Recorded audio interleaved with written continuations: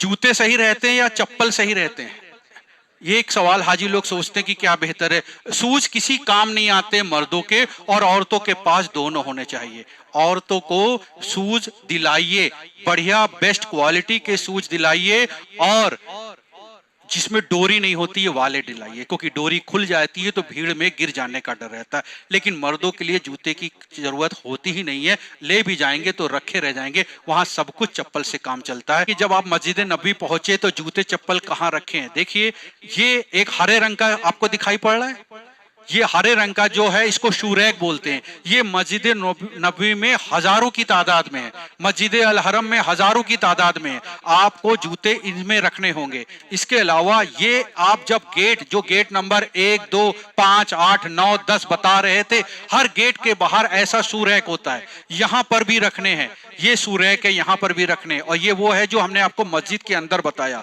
अब खास बात समझिए, आप जूते इसी 1317 में रखोगे या 1820 में रखोगे या 24 नंबर शूरैक में रखोगे, यही तो होगा। या आप जिस मस्जिद के गेट में जा रहे हो वहां पर जो शूरैक है वहां रखोगे, वापसी में आपको वहां मिलेगा ही नहीं। अब इसका क्या है तरीका कि ये मिलेगा ही नहीं? वजह आपको बताते हैं।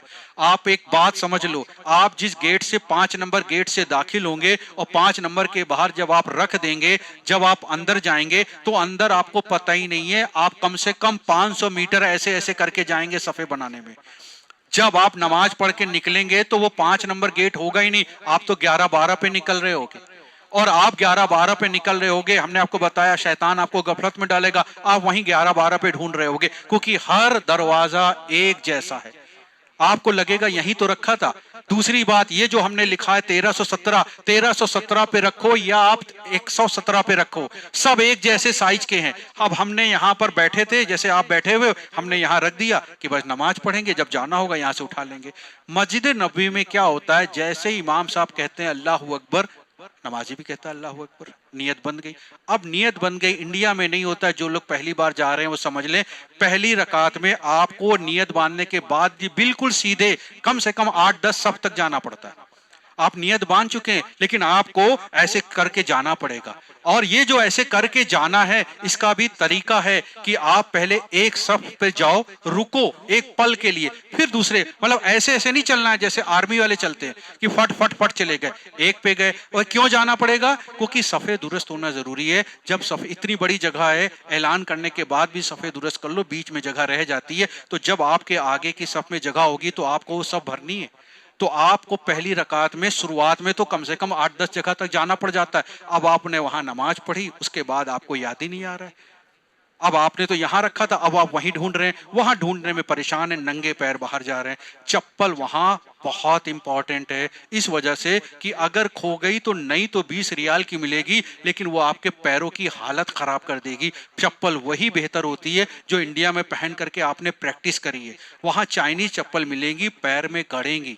आपको चप्पल कौन सी लेनी है डिटेल में बता देंगे इंशाल्लाह। भी लंच के बाद बैठे रहिएगा, कुछ बातें रोक रहे हैं वरना आप लोग गायब हो जाओगे यार खा के, तो इसलिए वो बातें बाद में बताएंगे। लेकिन भाई, ये जो हमने आपको बताया कि आपको करना क्या है कि आपकी चप्पल आपको वहीं मिल जाए, एक ही फॉर्मूला। 2023 वाली चप्पल हम पहन के आए हैं, अभी रखी हुई है, हमने खोने नहीं दी। वजह हमें हमारे ट्रेनर ने बताया था, हमने दिमाग के बैठा लिया, जब चप्पल हम रखें 1317 पे, उसी वक्त मोबाइल से उसकी फोटो खींच ले।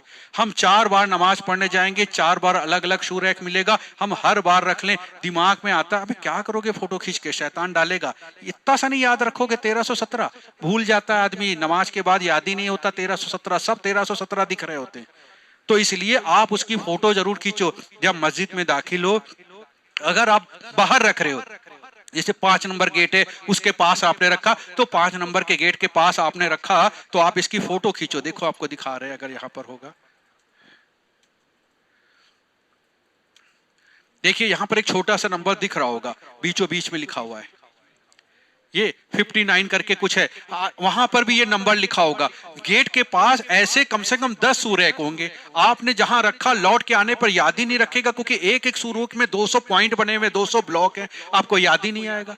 और सब एक जैसी होगी, फिर आपके दिल में आएगा यार यही वाली मेरी है या दूसरी वाली मेरी है। फिर आप डरोगे यार अब यहां पर हम, चलो छोड़ो हटाओ, फिर दूसरी ले लेंगे। आपकी अपनी है तब भी आप नहीं उठा रहे हो डर के मारे कि कहीं गुनाह ना हो जाए। तो इसलिए आपका क्या काम है, रखा, फोटो लिया। हमारे पास 2023 में 8 रोज में 40 नमाज पढ़ने गए थे, हमने 40 फोटो संभाल के रखी, आपको व्हाट्सएप कर देंगे, सिर्फ इस बात के लिए कि आपको दिखाएं कि जब भी हम चप्पल रखते थे फोटो जरूर लेते थे। अब जब फोटो ले लेंगे तो चप्पल कभी खोएगी नहीं। आप चाहे कहीं भी चले जाओ, वापस 1317 पे या गेट नंबर 5 के पास आकर के अपनी चप्पल आप पा जाओगे। आई बात समझ में? नहीं आई?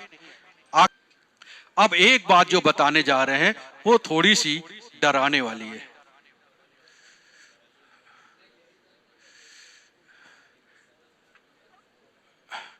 मस्जिद नबवी में 8 रोज हमारा होटल 309 नंबर गेट के बिल्कुल पास में था।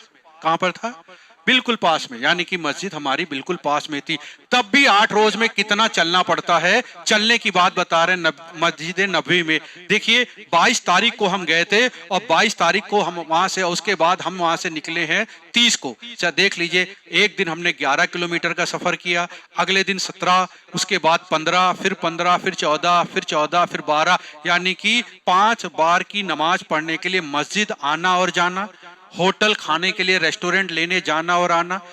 ये पैदल चलने वाला, अगर हम जियारत के लिए गए होंगे वो तो बस और टैक्सी से गए होंगे, वो इसमें नहीं है। हम बदर के मैदान गए तो वो टैक्सी से गए, तो वो नहीं है, वो आपको बताएंगे कैसे जाया जाता है। लेकिन इतना पैदल चलना पड़ता है मेरे भाई, इसलिए पैदल चलने की प्रैक्टिस कल से नहीं आज से ही शुरू कर दो।